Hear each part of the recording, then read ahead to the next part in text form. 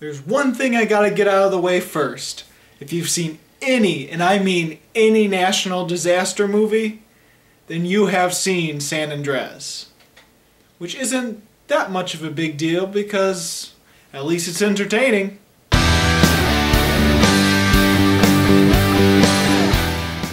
San Andreas is the newest disaster film that really does fit in with the late 90s and early 2000 disaster movies. So in this movie, an end-of-the-world type earthquake rocks Dwayne Johnson and destroys the San Andreas fault line. All the while, our hero is trying to get his family back together and save them all and just plain survive. So I gotta be honest with you, almost everything in this movie can be seen in any other national disaster movies.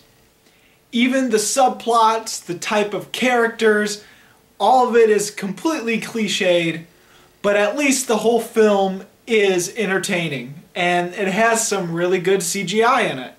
Now the CGI isn't great all the time, just watch the first sequence and you'll know that it's not going to be the greatest.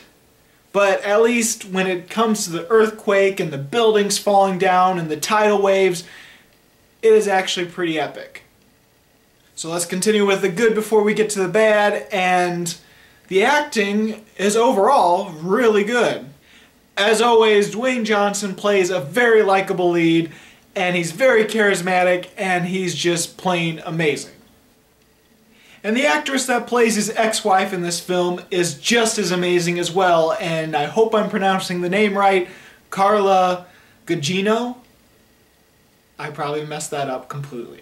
But she was really great in this film as well. But no matter how good those two are, I think the person that really stole the movie for me was Paul Giamatti, and he hams it up, but in a very serious and very epic way. Alexandria Daddario really does have some moments towards the end that are really good as well. But for me, she was a bit of a mixed bag. There were some moments where she was great, while there were some moments where she made some really awkward and strange facial expressions that I didn't quite get.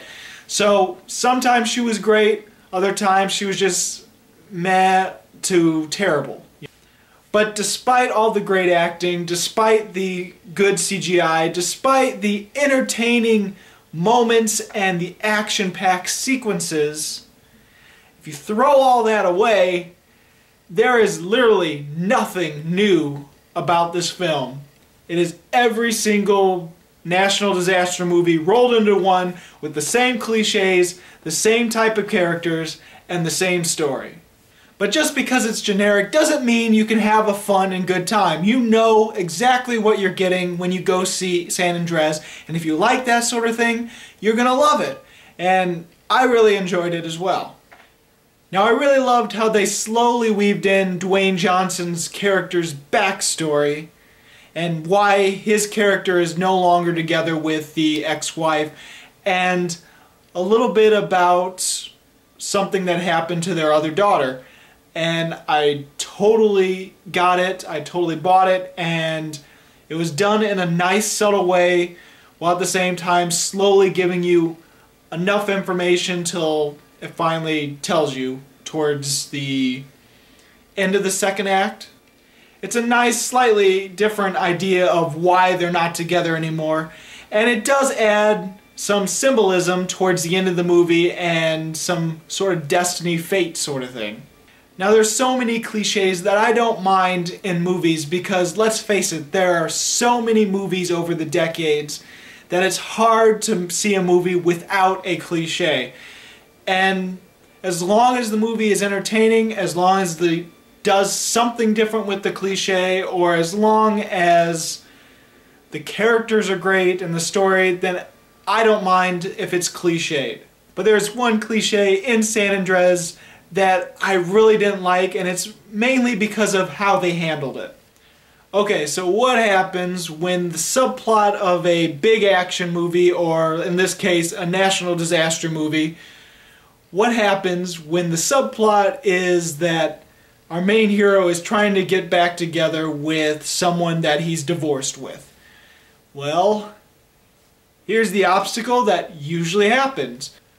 Well, the person that our main hero is divorced to has now got a boyfriend, which is no exception for San Andreas. Now, what normally happens in these movies, this is the cliche I'm going to be talking about, is that the new boyfriend is a total douche or does something completely irredeemable. At first I was thinking it was going to be fine because the new boyfriend seemed like he wasn't that big of a douche like most other movies with this sort of subplot. And the boyfriend seemed like he was trying to connect to the daughter of our main hero. And I thought, okay, maybe this movie won't go with the cliche I'm thinking of. And maybe, for once, the new boyfriend will actually be good and help, until one scene happens when they totally go against what they are progressing this character to turn out to be, and it just... they go with the cliche again. Basically, the boyfriend has something he could help with our characters and he decides to run away, and then they turn him into more of a villainous douchebag, and then by the time he ends up dying, you don't care at all, and now the divorced people can get back together, and it's just...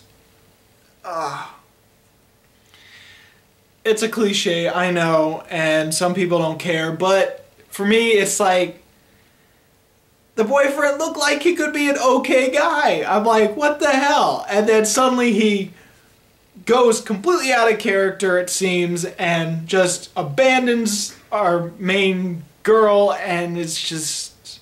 and he turns into a douche. He turns into a completely different person when this national disaster happens, and it feels like a really forced cliche, basically. So, in regards of trying to keep this movie review as short as possible, I am giving San Andreas 3 stars. It's an average, really fun movie, highly cliched. Almost everything in this movie you have seen before in other national disaster movies, but it's still entertaining, it's still fun, and you know what you're getting. And yeah. So have you seen San Andreas? What did you think about it? Go ahead and comment. If you haven't seen it, what is your favorite national disaster movie?